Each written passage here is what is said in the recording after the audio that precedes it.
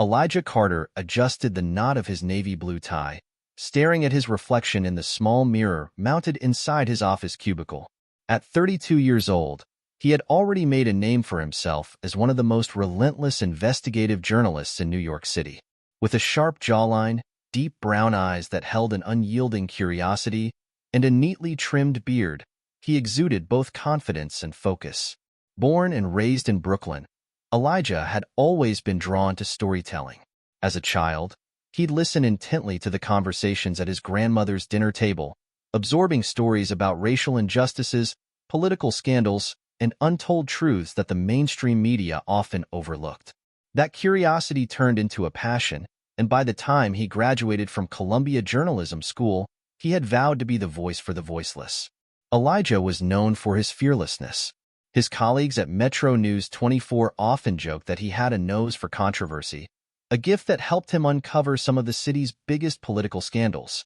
Yet, despite his talent, he was no stranger to resistance, especially from corporate media giants who viewed his work as a threat to their influence. He had faced smear campaigns before, been dismissed as an activist rather than a journalist, but that never stopped him. His commitment to truth was his armor, and his words were his weapon. Still, deep down, there was an insecurity he rarely admitted to himself. The constant pressure to prove he belonged in an industry that often sought to push him out. Mornings for Elijah were ritualistic. His alarm buzzed at exactly 5:30 a.m., jolting him awake. Within minutes, he was out of bed, making a fresh cup of black coffee while skimming through the latest headlines. Information was his fuel, and before stepping foot in the newsroom, he made sure he was updated on everything: local politics, crime reports, even viral social media discussions. By 7 a.m., he was already at his desk at Metro News 24, the bustling newsroom filled with ringing phones, clicking keyboards, and the occasional frustrated sighs of reporters on tight deadlines. His desk was organized chaos, a laptop covered in sticky notes, printed documents scattered next to a half-empty coffee cup, and a stack of notepads filled with scribbled leads. His mornings were dedicated to research, verifying sources, and making calls. Lunch breaks were rare, often replaced by quick meetings with whistleblowers or confidential sources. He thrived in this fast-paced environment, but it wasn't without its challenges. Elijah knew that being a black journalist in investigative reporting meant he had to work twice as hard. Any mistake, no matter how minor, could be used to discredit him. Despite the pressure, he found solace in the work. Every uncovered lie, every exposed corruption, reminded him why he started this journey in the first place. Yet, lately, there had been an undeniable tension in the air. His gut told him something big was coming. Metro News 24 was a mid-sized news outlet that prided itself on independent reporting, but it was often overshadowed by its larger competitors, especially United News Network, UNN, a corporate-backed media giant that controlled much of the narrative in mainstream news. The two outlets were in constant rivalry, though Elijah had a particular disdain for UNN, knowing how often they distorted facts to protect powerful interests. The newsroom itself was a blend of chaos and order. Rows of cubicles stretched across the open floor, each occupied by reporters typing feverishly or speaking in hushed tones over the phone. The walls were lined with breaking news bulletins, a whiteboard in the corner filled with upcoming investigative pieces. The air carried the scent of old coffee and printer ink, underscored by the occasional chatter of news anchors rehearsing their segments.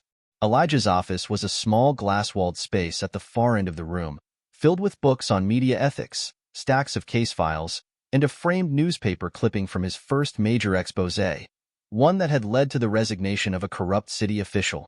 His editor, Linda Martinez, a no-nonsense woman in her mid-50s, ran a tight ship.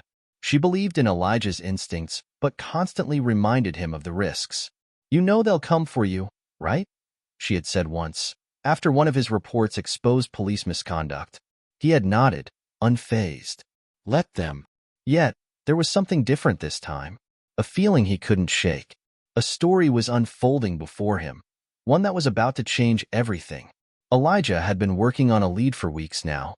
A confidential source had hinted at a scandal involving Davenport Industries, a billion-dollar corporation with ties to high-ranking officials.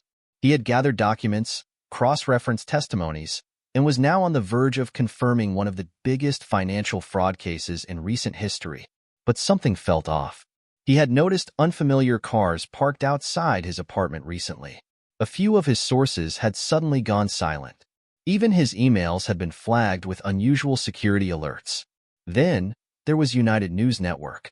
He had caught wind that they were preparing a counter-story, a preemptive attempt to undermine his report before it even went public. He knew how they operated: smear campaigns, strategic leaks, even fabricated sources to create doubt. Elijah wasn't afraid of the fight ahead, but he knew this time it wouldn't just be about exposing the truth. It would be about defending it. Elijah sat at his desk, his fingers drumming against the keyboard as he reread the documents in front of him. Bank statements, internal emails, and a series of whistleblower testimonies all pointed to the same shocking conclusion. Davenport Industries had been embezzling millions of dollars in government contracts, funneling taxpayer money into offshore accounts while bribing officials to cover their tracks. This wasn't just another financial scandal. It was a bombshell. If exposed, it would implicate some of the city's most powerful figures, including politicians, corporate executives, and even law enforcement officials who had helped suppress investigations. He leaned back, exhaling sharply. He had spent weeks verifying every piece of information, knowing that if he published something this explosive, it had to be airtight. The whistleblower, a former Davenport accountant, had provided the final key: records of secret meetings, doctored invoices, and even internal memos discussing how to silence potential threats. Elijah's heart pounded. He knew the risks. He had seen what happened to journalists who went up against giants like Davenport. Careers destroyed. Reputations smeared. Some even mysteriously disappeared from the industry altogether. But this was the kind of story he lived for. As he opened a draft of the article, his phone buzzed. It was a message from an anonymous number. "They know. Be careful." A cold shiver ran down his spine. Before he could even react, another notification flashed across his screen. This time, it was an email from United News Network. Subject: Urgent, your story. Mr. Carter, we are aware of the Davenport investigation. We have reason to believe you are in possession of confidential, misleading information. Before you make a grave mistake, we urge you to reconsider your next move. Elijah clenched his jaw. They were already trying to shut him down. For a moment, Elijah just sat there, staring at the screen. He had expected some resistance, but not this fast. United News Network was watching him. His fingers hovered over the keyboard, a mixture of anger and adrenaline coursing through him. Who had tipped them off? How had they gotten wind of his investigation before he had even gone public? His first instinct was to call Linda, but he knew what she would say.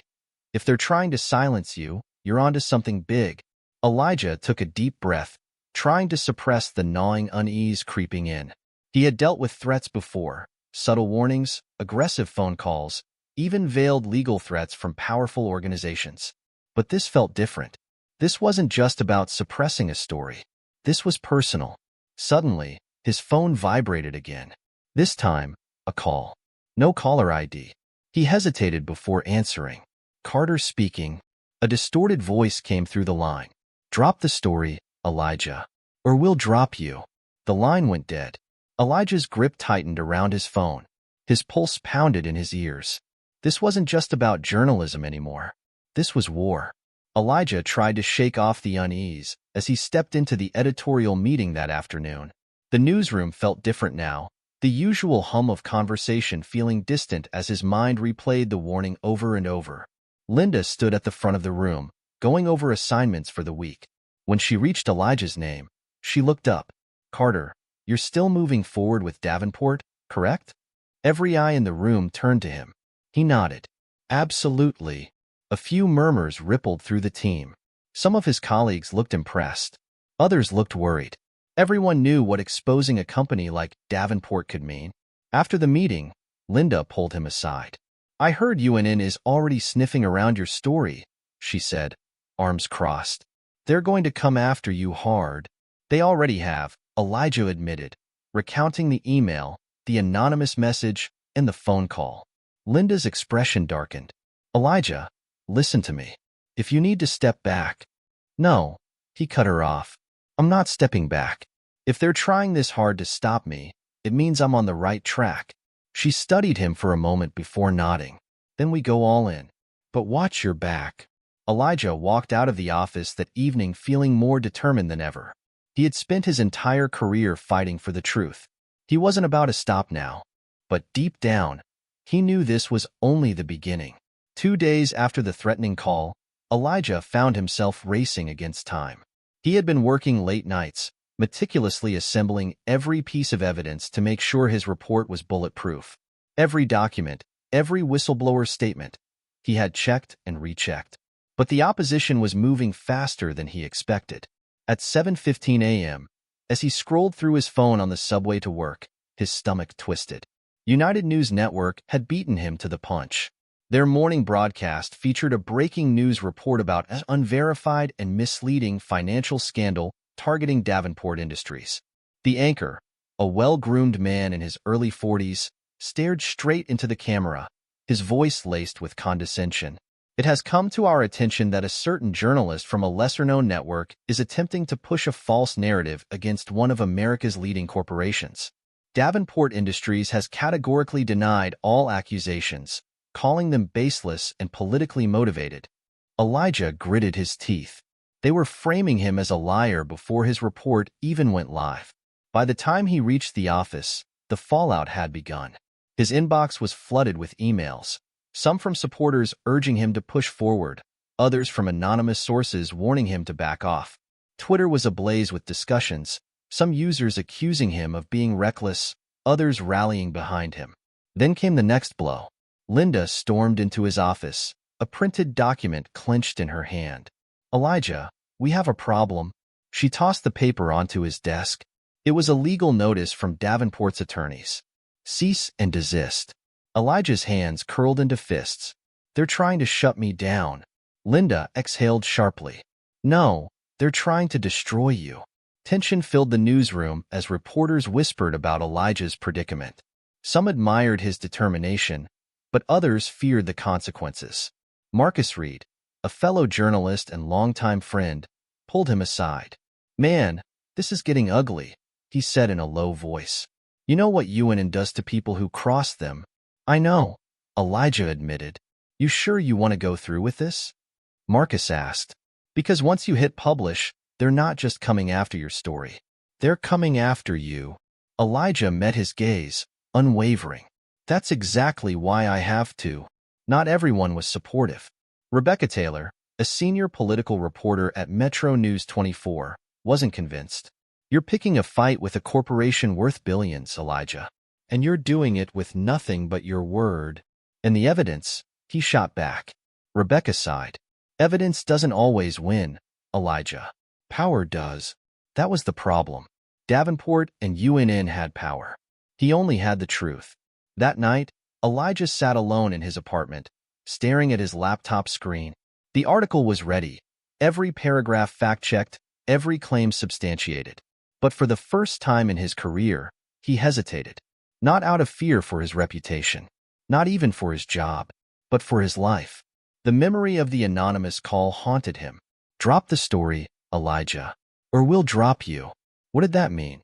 Was it an empty threat, or was he truly in danger? He had always known journalism came with risks, especially when exposing powerful figures. He had received online threats before, even been doxxed once by an alt-right group after an investigative piece on police corruption. But this felt different. This wasn't trolls behind a keyboard. This was real. His fingers hovered over the publish button. If he posted this, there would be no turning back. Then, his phone lit up with a message from his mother. "Mom, you okay, baby? I saw the news. I'm worried about you." Elijah closed his eyes. His mother had always supported him, even when she didn't fully understand the dangers of his work.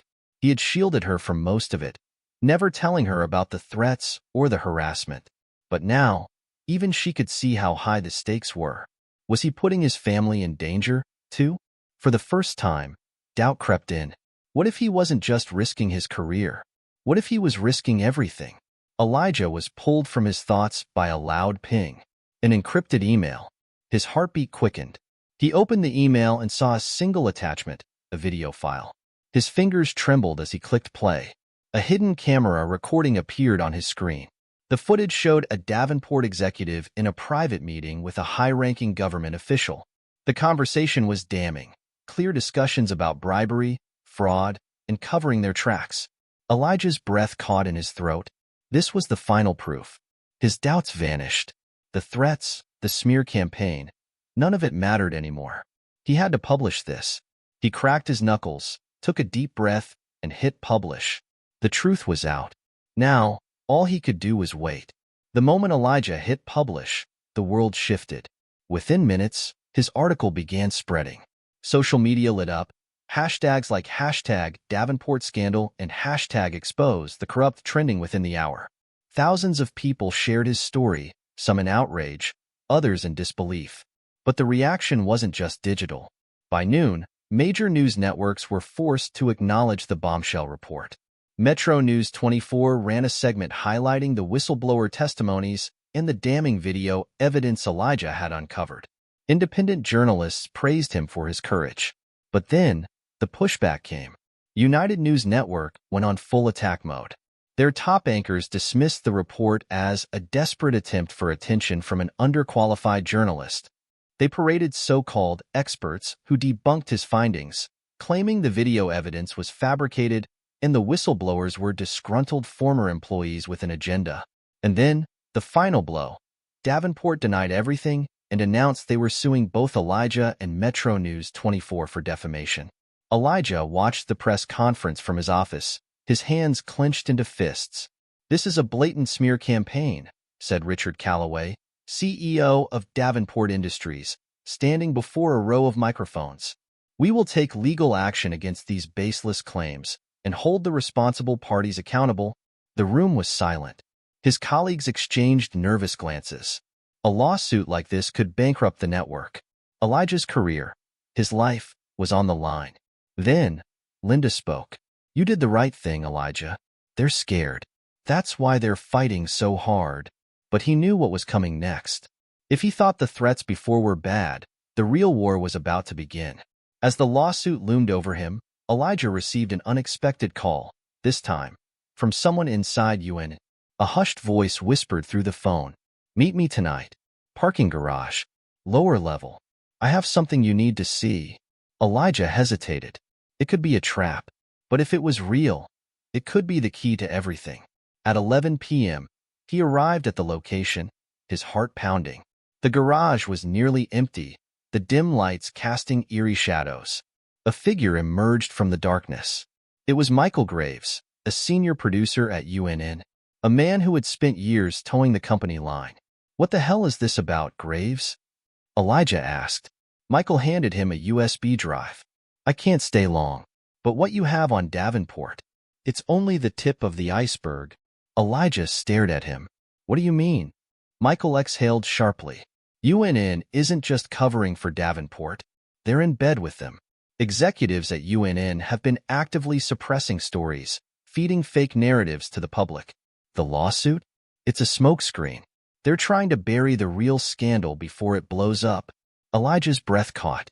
"Why are you telling me this?" Michael looked around nervously. "Because I can't live with it anymore." Then he was gone. Elijah gripped the USB. If what Michael said was true, then this wasn't just about Davenport anymore. It was bigger, much bigger. Back in his apartment, Elijah plugged in the USB. His fingers trembled as he opened the files. What he saw made his blood run cold. Internal UNN emails detailing a coordinated effort to suppress investigations. Proof that UNN had received millions in payments from corporations like Davenport to kill stories and push false narratives. There were even transcripts of calls between UNN executives and government officials, discussing how to manipulate coverage to protect the powerful. Elijah slumped in his chair, overwhelmed. He wasn't just up against a company. He was up against an entire system. For years, he had believed in the power of journalism, in the idea that truth could break through even the strongest barriers. But now, he realized the truth wasn't just being hidden. It was being erased. And he was one of the only people left who could expose it. Taking a deep breath, he started writing. If they wanted a war, he was ready to fight. Elijah barely slept. He spent the entire night compiling the new evidence, verifying each file on the USB. This wasn't just about Davenport anymore. It was about the corruption of an entire media empire. By morning, he had written another explosive article, one that would shake the entire news industry. He titled it, "The Truth They Tried to Erase: How UNN and Corporate Giants Manipulate the News." Before publishing, he sent copies to trusted independent journalists and legal experts to ensure that, even if Metro News 24 pulled the story under pressure, the truth would still spread. Then, he hit publish. Within minutes, his phone exploded with notifications. The reaction was immediate. Twitter, Reddit, and major online platforms erupted. Other journalists picked up his findings, spreading them even further. Then came the public response. Protests erupted outside Davenport's headquarters and UNN's offices. Viewers who had once trusted UNN began questioning everything. Even Metro News 24, initially hesitant, stood behind Elijah after seeing the overwhelming public support. Most importantly, the lawsuit against Elijah, Davenport abruptly dropped it. The mounting pressure was too much. Their lawyers couldn't fight against concrete evidence. Linda burst into his office, breathless. "Elijah, we did it. They're crumbling." Elijah exhaled, the weight on his chest finally lifting. The truth had won. The fallout was swift. Within a week, Davenport's stock plummeted, investors pulled out, and their CEO resigned. UNN, once an untouchable media giant, faced an internal investigation and mass layoffs. Several executives were exposed for their role in suppressing the truth, leading to major resignations. And Elijah? He was offered a promotion at Metro News 24. Despite the initial risks, the network now recognized that his brand of fearless journalism was exactly what they needed. But Elijah declined. "I didn't get into this for titles," he told Linda. "I got into this to report the truth. That's all I want to keep doing." Instead, he launched his own independent investigative platform, free from corporate influence. His first report? A deep dive into how corporate money manipulates media narratives. Within months, his platform gained a loyal following, proving that real journalism still had a place in the world. Sitting in his new office, a small but vibrant newsroom, Elijah reflected on everything. He had been tested. He had faced threats, smear campaigns, and nearly lost everything. But he had also found his true purpose. Journalism wasn't about power. It wasn't about ratings. It was about giving people the truth they deserved, no matter the cost. He picked up his phone and called his mother. "Hey, Mom," he said, smiling. "I did it." She exhaled in relief. "I know, baby. I've been watching. I'm so proud of you." For the first time in a long time, Elijah felt at peace. Symbolic ending, 200 words. That evening, he walked through the city, the cool breeze carrying distant sounds of protests and conversations. People were talking about the truth, about accountability, about change. As he passed a newsstand, he stopped. There, on the front page of nearly every major newspaper, was his name. The journalist who took on corruption and won. Elijah smiled. He had set out to tell the truth. And in the end, the truth had spoken for itself.